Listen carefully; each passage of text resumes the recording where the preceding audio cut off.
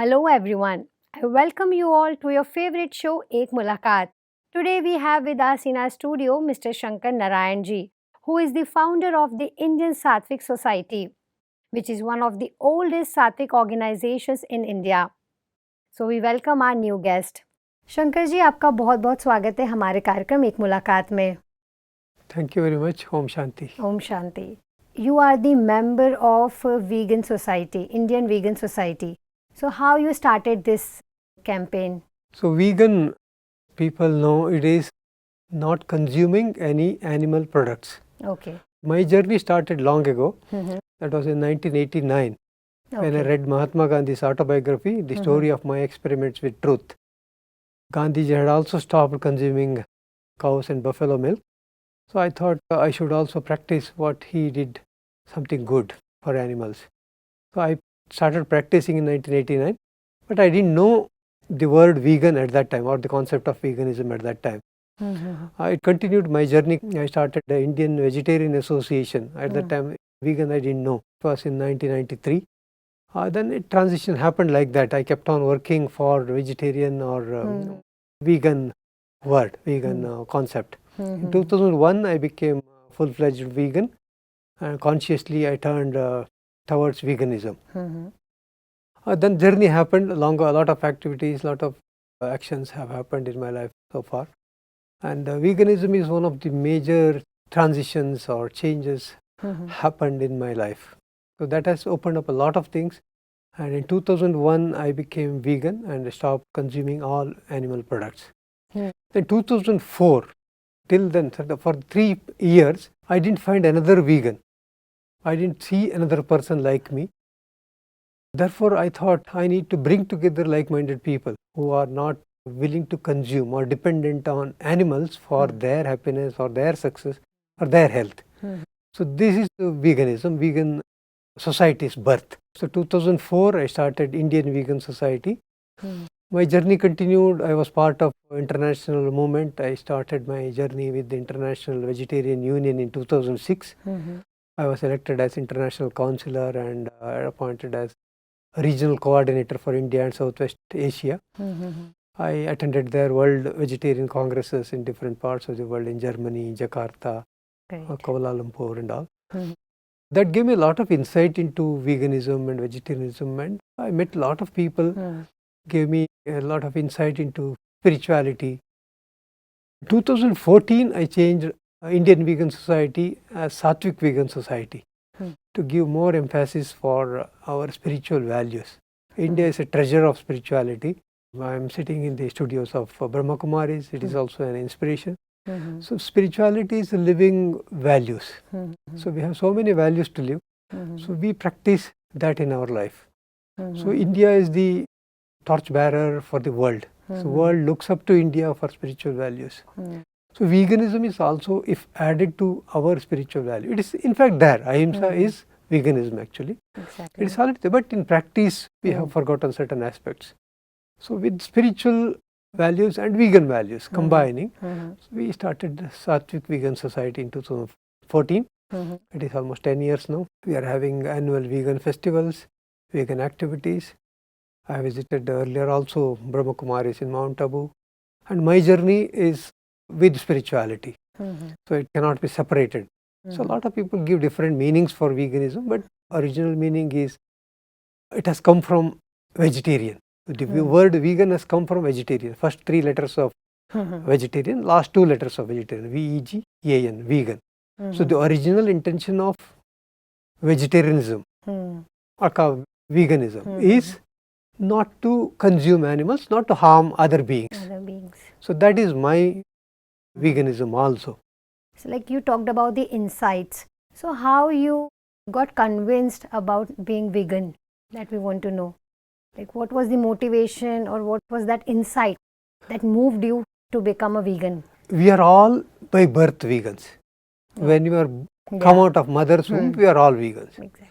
We are not consuming any animal products. Mother's milk is part of our biological process. Other than that, we don't take away other mother's milk or other animals' bodies to sustain ourselves when we are born. We learn this from others by practice, by teaching, by learning, by observing. We learn from others.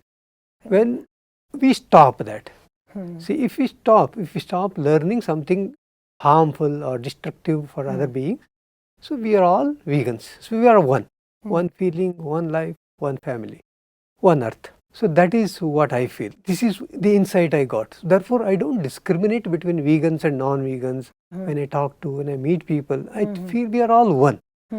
So that insight I got. We are all by birth vegans.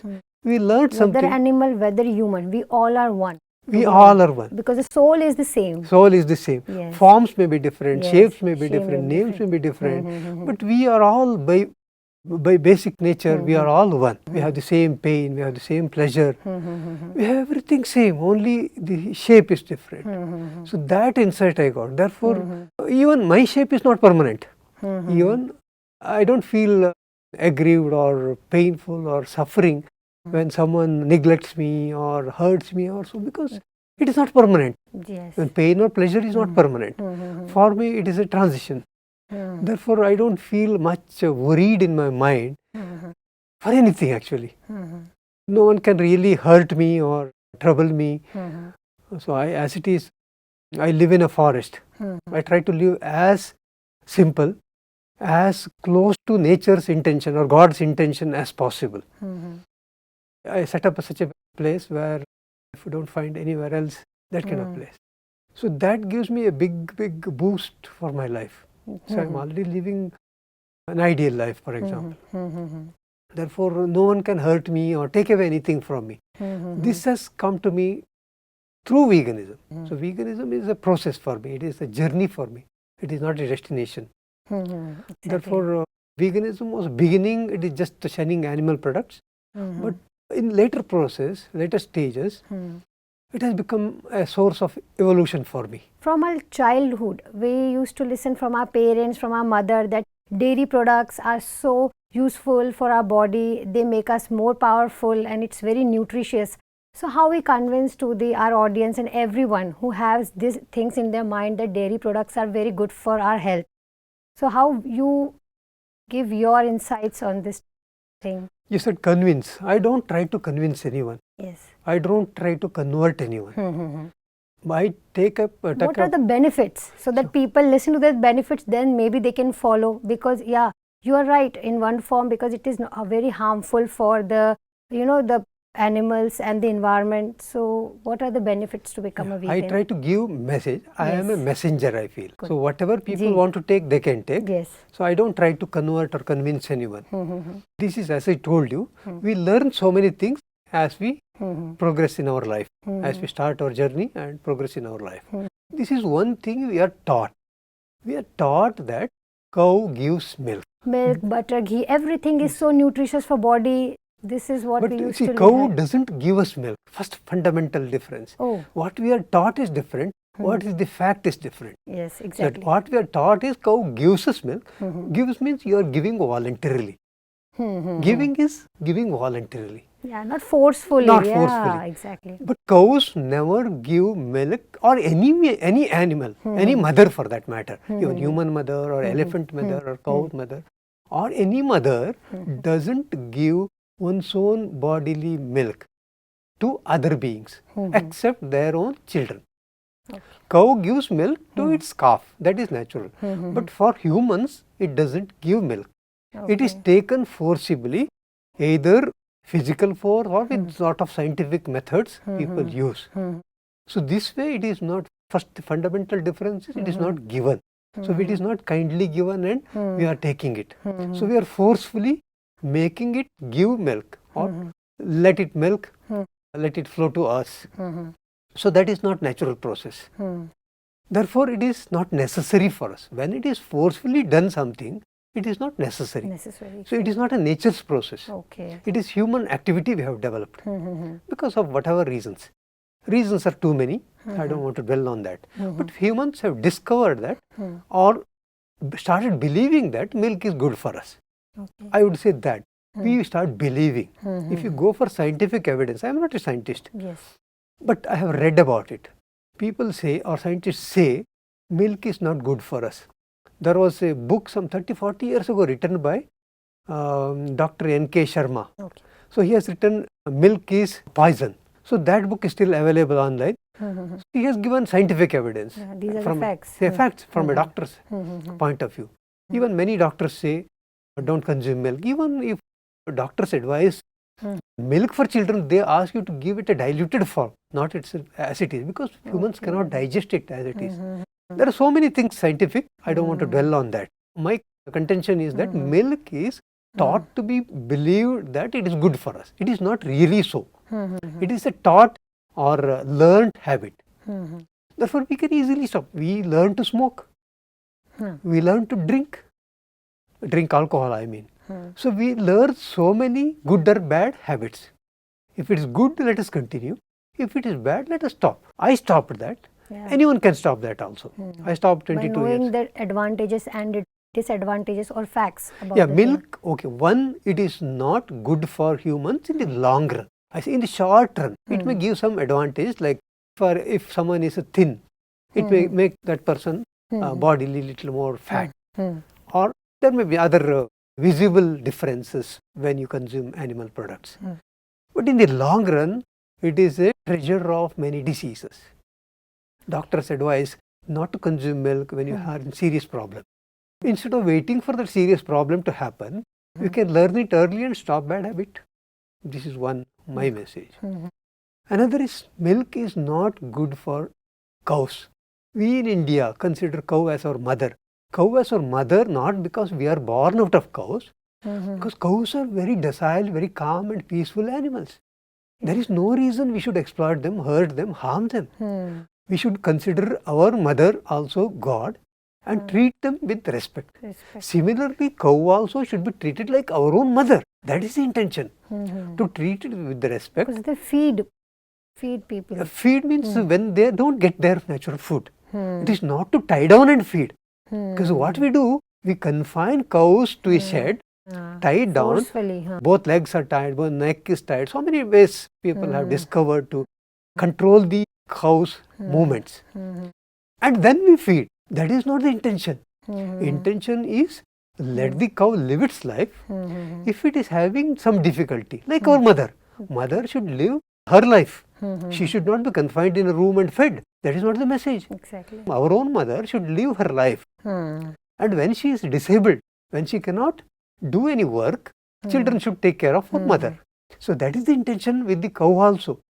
Cow should live its natural life. And when it cannot live a natural life, we are more able, more strong. We should protect or support cows. That is the intention of our ancient philosophy or Indian value.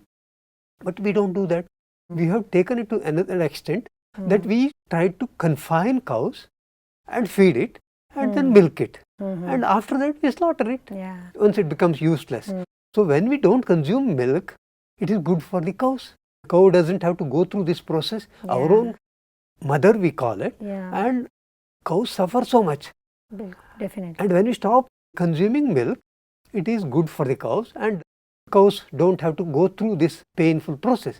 And once cow stops giving milk or we stop extracting because productivity comes down, cows are slaughtered. About 5 to 6 crore cows are slaughtered every year in India now. There is no point of harming anyone else, to feed ourselves. Yes. There is no point of There is that. no need to harm anyone. Our karma and the vibrations, there is a huge cycle. Yes, very good. So that is the point I am trying to make. In So Brahma Kumaris also we focus on, it's a saying, you are what you eat. Yes. So in Brahma Kumaris also we focus on the sattvic food, vegetarian, good food. We say, Jaisa Anna, Vaisa Man. So how much you agree to it? I agree 100%. Before that, I would like to add one more point towards why milk is harmful to the environment. We are suffering now. So in our region, there was scanty rainfall, almost maybe 20-30% of normal rainfall. And in northern India, it was too much rain, flood. So climate change is happening. It is visible. So in my entire life, I have never seen so scanty rainfall in my area. So this is change is happening because of human action. Human action directly related to animal agriculture, consuming animals and animal products. When we stop using animal products, it is good for the environment. because we are going to protect our Mother Earth also. We are protecting ourselves. Yeah. We are protecting cow mother. We are protecting Mother Earth. When we stop doing this, we will, by default, we will protect all, self, animals and the environment. Entire planet. Entire planet is enjoying our prohibition of consuming animal products. The saying is, Jaisa Ann Vaisa Man. You are what you eat, and your food affects your mind and your body. That's why in Brahma Kumaris we eat sattvic food, good food, made by the pure souls who are in the meditative stage. So how much it is useful for the body? I fully agree with you, 100%. No dispute at all. Because see, I came this morning into the campus of Brahma Kumaris. Yes. Immediately, the feeling is totally different. It is not just food we are eating, it is the air we are breathing, it is the sight we are seeing, it is all the consumption. From all our Panchabhutas we consume, whatever coming from outside, that affects us. And food affects more. Because we consume every day 3 times, 4 times, 5 times, we consume food. If that food is not sattvic, if that food is not doing good to our body, then we are not having good life. We suffer a lot. The quality of food affects everything, our mind and body. Quality of food is very important, and we have so much suffering now, whether it is emotional suffering, physical suffering. There are so many diseases, so many hospitals are coming up. Why? There are so many diseases. When we have so many diseases, instead of going to hospital for treatment, if we treat us with our own inputs, first stop eating non-sattvic food. Sattvic food is which is doing good to our body. Exactly, the fresh fruit. Fresh food. It has to be fresh, Raw. freshly prepared, and prepared by a kind soul with good intentions, not to make money or not to exploit. Intentions also matters. Intentions also matter, not to exploit others, not to take money out of others. Yeah. Sattvic milk cannot be coming under sattvic, milk and dairy products. Because I was interacting with the Guruji, because I always interact with the pious people, sattvic people, spiritual people. When I interacted with the Guruji, we dealt with the milk aspect also, whether milk is sattvic or not, whether it does good to us or not. He was explaining properly. It was explained in the context of thousands of years ago when cows had normal life, normal movement, they were grazing, and we were protecting against attack by tiger or something. So at that time we were giving something and taking something. But at present in dairy business it cannot be that way. It's taking only one way. It is only one way and with lot of cruelty. So with the current way of extraction of milk, milk cannot be considered sattvic. He went on to explain that it is not only not sattvic, it is asuric. Asuric means demonic. Yeah. It exhibits a demonic nature of humans by consuming milk or which is Very coming horrible from condition, cruel animals. yes, just for Therefore, our sattvic food should not include dairy products, of course no meat and animal products, and it should not make us suffer by consuming spicy food also. Yeah. So I consume very less spicy food because it is good for me. It brings out good of mine. Calms down our senses also. I am part of naturopathy, natural life movement also. So there they say the chilies we consume are not part of our original diet. Okay. It is to satiate some kind of pleasure. To the tongue, to that That taste pleasure is buds. also not pleasure. That pleasure is actually pain. Pain, yes. The consumption of sweet or it gives some pleasure. But the chili is not a pleasure, it's a pain. To the taste buds. Yeah, we started enjoying that pain and then we call it pleasure. We start consuming too much spicy and chili food. Therefore, I denounce that also. I don't consume chili food also. To be a sattvic, we cannot consume dairy products. We should not consume chili products or which is making us aggressive or making us a little angry or uncomfortable. So, with all this, our spiritual growth will happen much more. I am seeing such a good vibration in Brahma Kumari's campus with so many people in white robes. People are so peaceful, disciplined.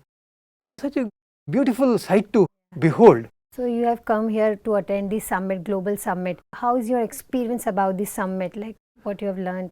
See, this spiritual movement is really enlightening and inspiring. Whether it is Brahma Kumaris or any other movement, people are so self-driven. So there is no external force to control or direct them. People are voluntarily doing with so much love, with so much smile, so much sacrifice. Or sacrifice means without feeling the sense of sacrifice. It is voluntarily doing as if it is their nature. So when you sacrifice something as if it is you are giving up something, it is not really a good sacrifice, I feel. You should do it naturally. So that is happening here. Therefore, it gives so much good vibrations here. I feel looking at the trees, looking at the environment, discipline, talks, people. It is such a good experience. I was wondering if it becomes Satvik vegan without animal products. Okay, maybe animals, cows are treated well. Still, they produce milk for their cows. Not for humans. Not for humans. It is for their own babies. When we spiritual people stop consuming that, our enlightenment and upliftment will be much more. Already it is so much showing the world, light to the world, and it can do real wonders. So when spiritual movement becomes so strong in ahimsa and practicing of sattvic values, and it is really potentially is unimaginable. That is what I feel. The theme also, the divine wisdom for the new era. So how much you agree to this? That do we need that divine wisdom to bring that new era, Satyug? Certainly, we need that. We need that, and Brahma Kumar is leading the path.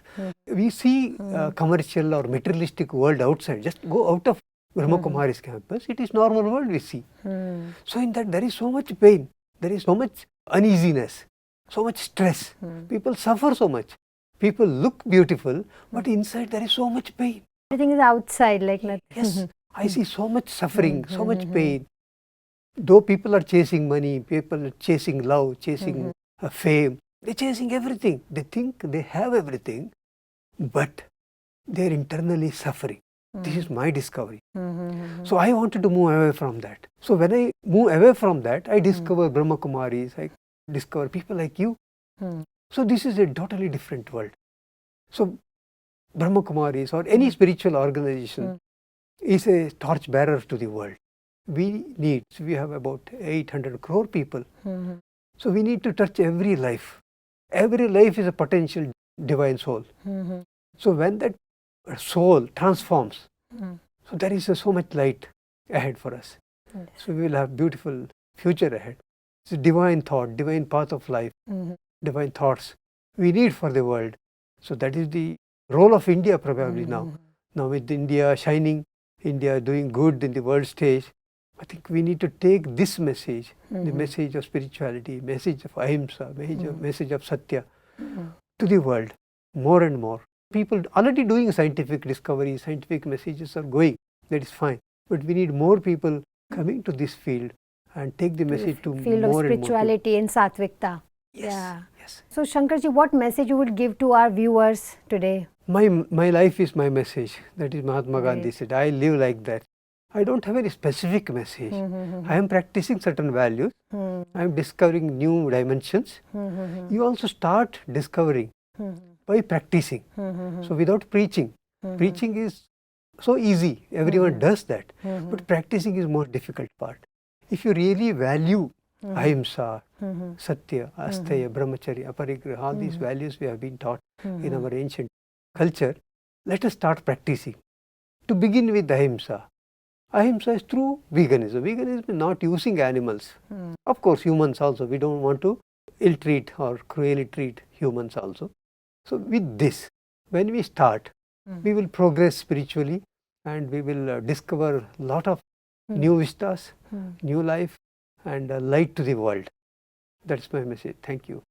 Thank you so much, Shankarji, for enlightening us and giving us such awareness regarding the Sattvic movement. Thank you so much for coming here. Much. Viewers, this is Mr. Shankar Narayanji, the founder of Sattvic Vegan Society. See you again next time with our new guest on this show. Until then, take care and goodbye.